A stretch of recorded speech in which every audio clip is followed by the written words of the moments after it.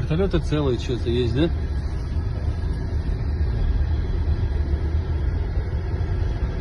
Надо КамАЗы забирать оттуда.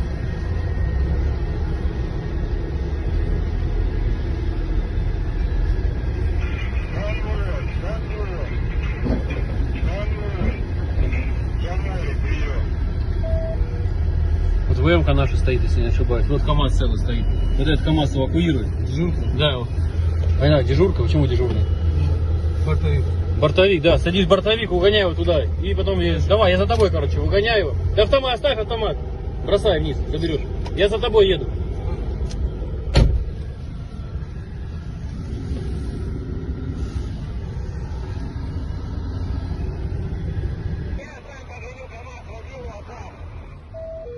Давай, тут надо КамАЗ эвакуировать, поезжай к терминалу, жду здесь.